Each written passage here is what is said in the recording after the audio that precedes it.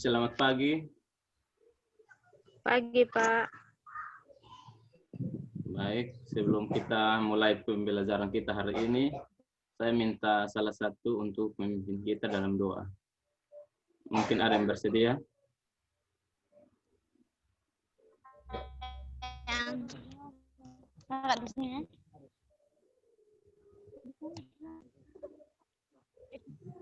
Baik, sebelum kita berdoa.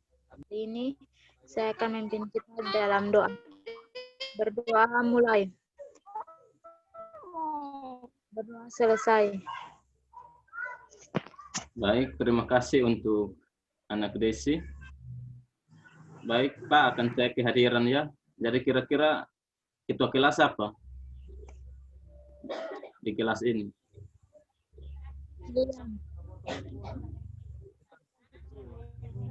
Ketua kelas apa? Oh ya. Kira-kira ini siapa-siapa yang belum hadir ya?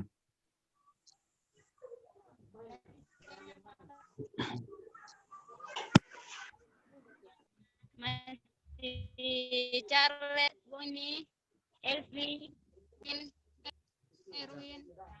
Masih banyak, Pak. Oke, baik. Nanti tolong kasih info ke mereka ya untuk bisa hadir. Baik, jadi materi kita hari ini tentang virus. Tujuan pembelajaran yaitu untuk mengetahui peranan virus terhadap makhluk hidup. Pak punya suara jelas kok? Halo? Jelas, Pak. Oh, baik. Jadi pengertian virus yaitu virus adalah mikroorganisme yang bersifat parasit dengan menginfeksi atau memanfaatkan sel organisme biologis seperti manusia, hewan, tanaman sebagai inangnya. Jadi virus tumbuh dan berkembang biak di dalam sel organisme biologis makhluk hidup lain karena hanya terdiri dari selubung protein yang terbentuk dari DNA atau RNA saja dan tidak memiliki perlengkapan seluler atau untuk bereproduksi. Jadi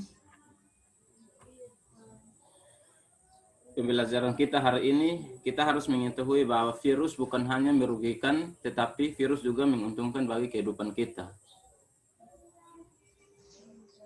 Jadi di sini virus yang menguntungkan bagi kehidupan kita itu ada 4. Yang pertama, pembuatan vaksin. Dan yang kedua, pembuatan pelawan racun atau antitoksin. Ketiga, pelemahan bakteri. Dan keempat, pemanfaatan virus dalam dunia kedokteran. Jadi, untuk pembuatan vaksin, patogen di dalam vaksin yang sudah dilemahkan membuatnya tidak berbahaya lagi ketika menyerang manusia. Jadi pemberian vaksin ke dalam tubuh manusia akan membuat tubuh kita menghasilkan antibodi terhadap patogen yang mungkin akan menyerang tubuh kita. Jadi contoh dari vaksin itu antara lain vaksin MMR atau measles, mumps, rubella. Itu berfungsi untuk mencegah penyakit cacar air dan campak Jerman. Itu untuk pembuatan vaksin. Jadi yang kedua, pembuatan pelawan racun atau antitoksin. Jadi upaya penggabungan DNA virus dengan DNA lain yang menguntungkan akan mempengaruhi bakteri yang nantinya akan diinfeksi. Baik dalam hal ini, DNA virus akan digabungkan dengan DNA manusia yang mengawasi sintesis pelawan racun. Jadi, bakteri yang mengandung antitoksin akan membelah diri dan menghasilkan bakteri-bakteri lain sehingga memiliki sifat dan gen yang sama atau antitoksin.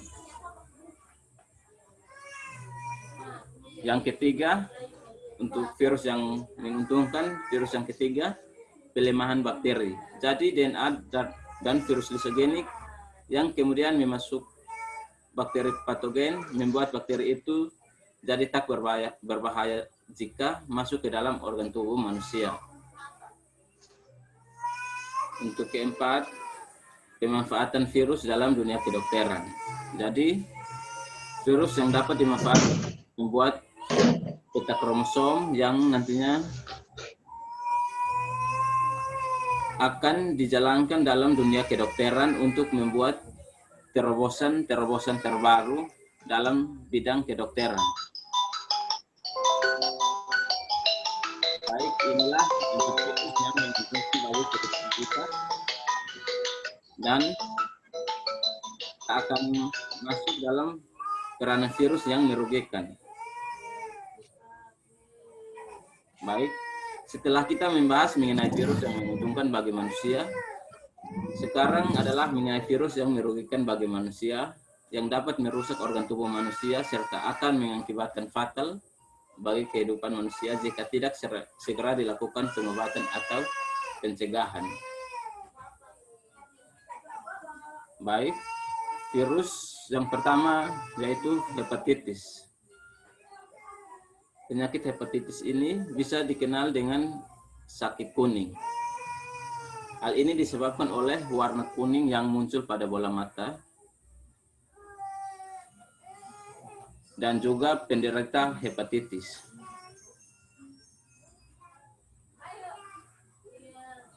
Jadi pencegahan terhadap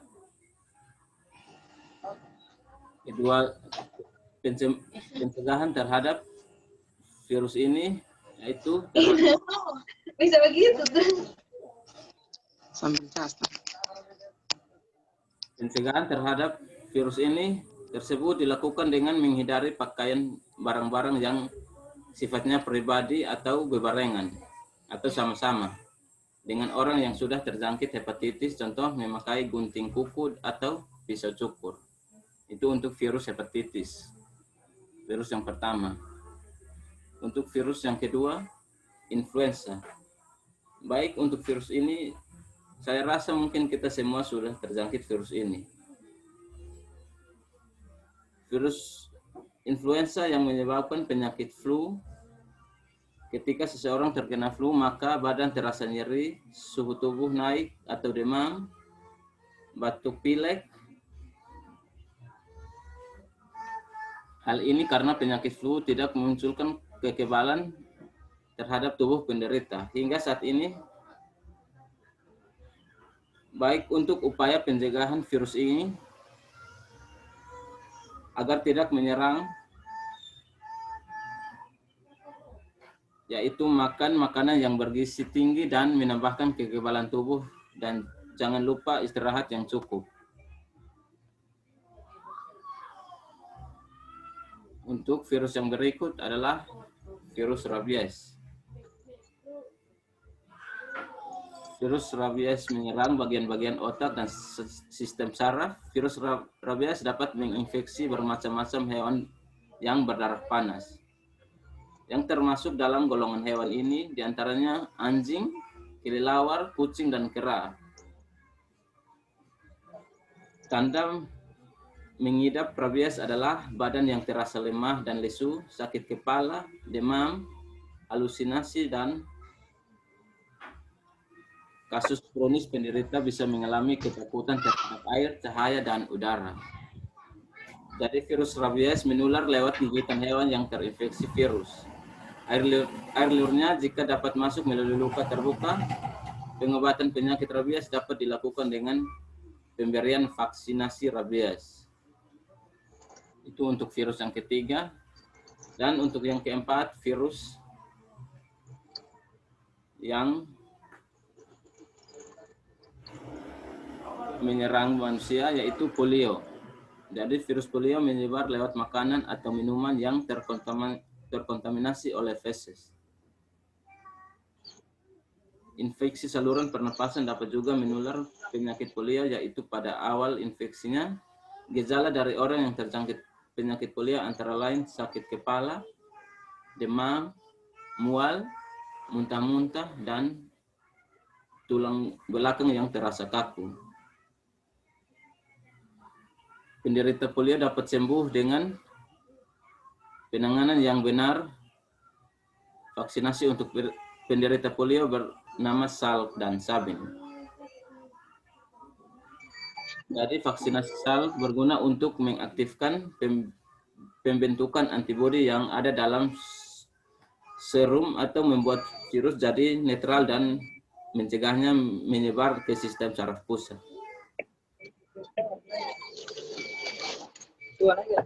Suami baku masih bang. Siap, mana tangan itu? Suara saya? Halo? Suara saya jelas tidak? Halo?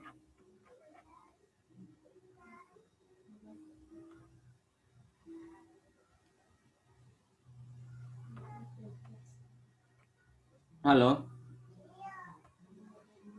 Dengar suara saya tidak? Iya, Pak. Dengar. Baik, yang berikut virus yang terakhir yaitu flu burung. Jadi, flu burung adalah penyakit yang disebabkan oleh virus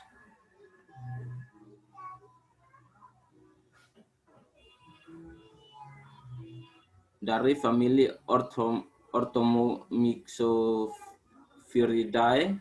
Virus ini bisa menjangkit burung dan mamalia. Virus ini juga dikenal dengan istilah H5N1, bisa menular lewat udara, makanan, atau minuman yang kita gunakan. Jadi gejala yang dialami dalam virus ini yaitu demam, batuk, lemas, sakit tenggorokan, sakit kepala, dan tidak ada selera makan, nyeri sendi, nyeri perut. Jadi penderita flu burung ini biasanya telah melakukan kontak langsung dengan unggas yang terinfeksi virus H5N1. Jadi virus ini sangat berbahaya karena ribuan orang telah meninggal setelah terinfeksi virus ini. Pentingnya untuk menjaga lingkungan serta menjaga makanan dan minuman adalah penting untuk menghindari penularan virus flu burung ini. Baik, ini materi yang Pak bawakan pada siang hari ini. Jadi Pak ada siapkan LKPD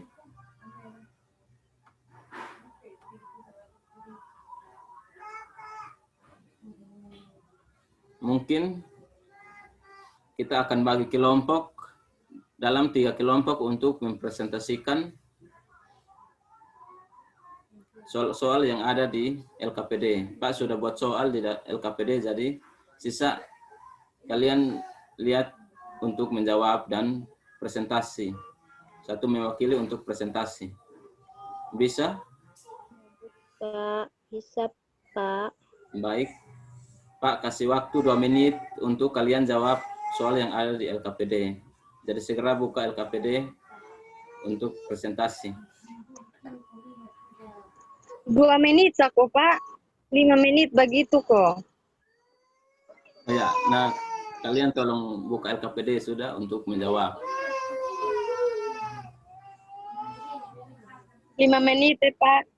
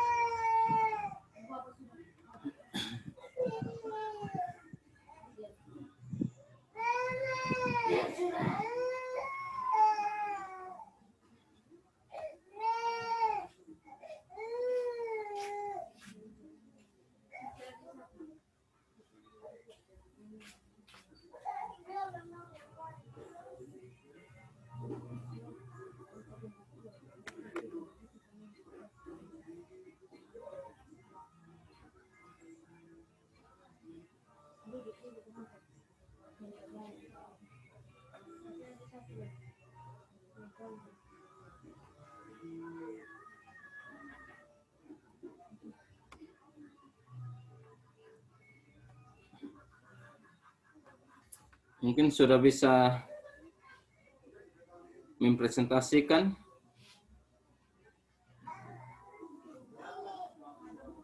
Sudah, Pak. Baik. Jadi kelompok satu mewakili untuk mempresentasikan.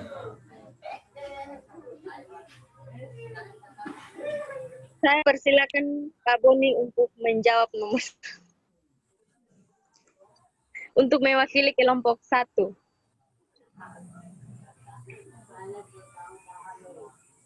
Jawab, Andi.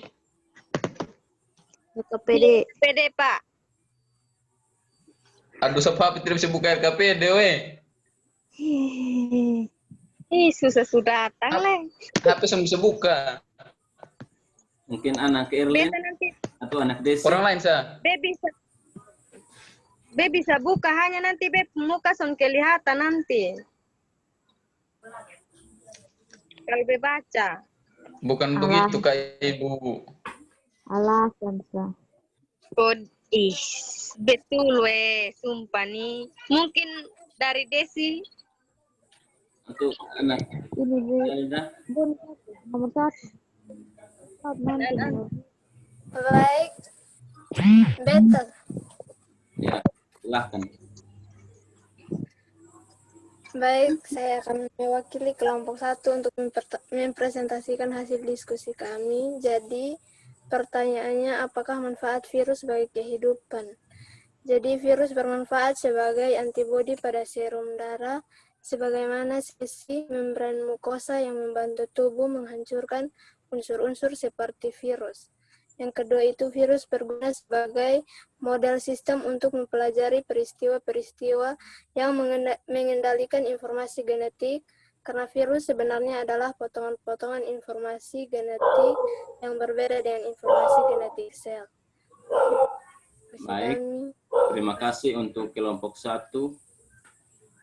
Sekarang kelompok 2, mungkin siapa yang bisa mewakili untuk menjawab?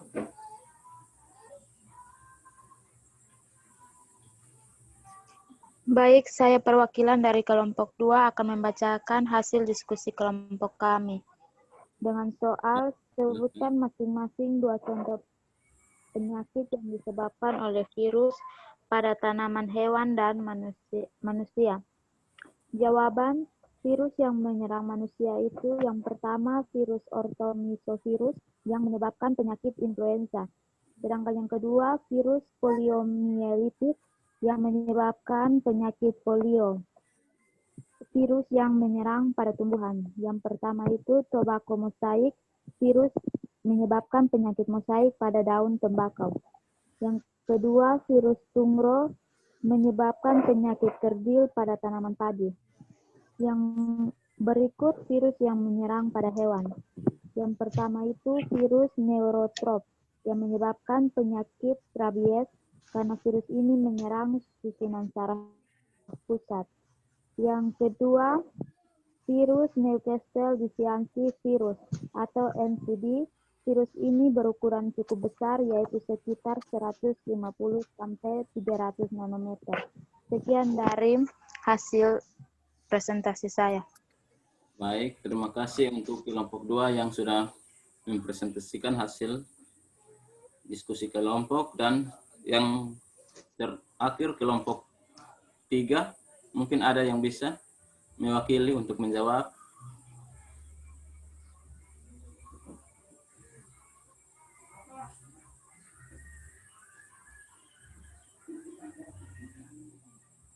Kelompok 3,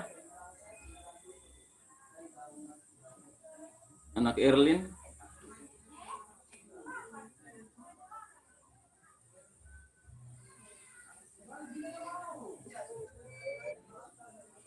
WB pun HP son bisa ini apa? WB mau jawab, WB pun HP nanti muka son kelihatan. Mungkin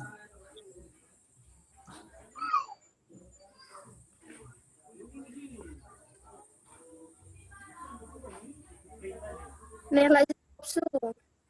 Untuk anak Nela mungkin bisa menjawab untuk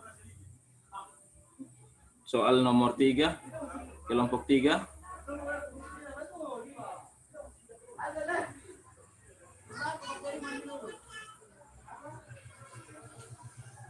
Halo. Untuk anak Nela bisa tidak? Untuk mempresentasikan. Baik, saya akan menjawab soal nomor 3. Oh ya, baik, silahkan. Jadi, soalnya, apa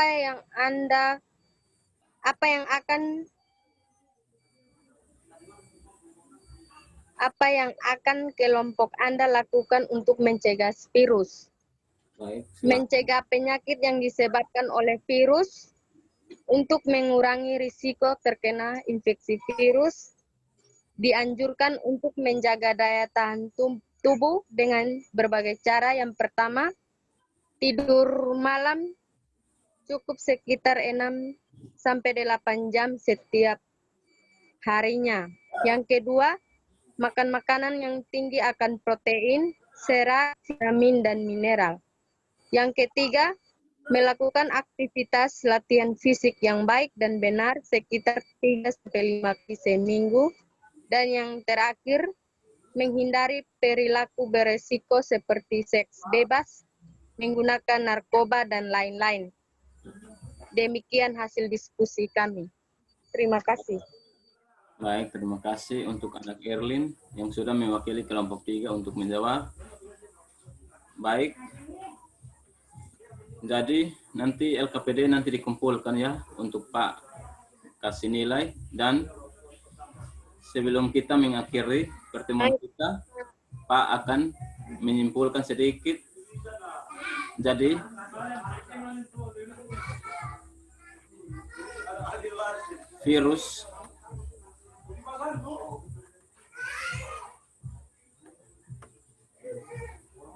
virus adalah agen infeksi berukuran kecil yang bereproduksi di dalam sel inang yang hidup. Jadi di dalam virus kita bukan hanya mempelajari tentang virus yang merugikan, tetapi ada juga virus yang menguntungkan. Jadi mungkin mulai dari pembelajaran kita siang ini mungkin anak-anak sudah bisa paham atau bisa mengetahui kalau virus bukan hanya menyerang tubuh kita, melainkan virus juga menguntungkan bagi tubuh kita. Baik, sebelum kita mengakhiri pertemuan kita pada siang ini, saya minta satu untuk memimpin kita dalam doa.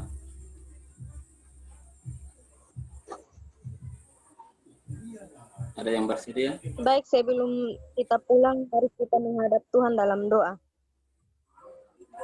Berdoa selesai. Baik, terima kasih untuk anak Erlin.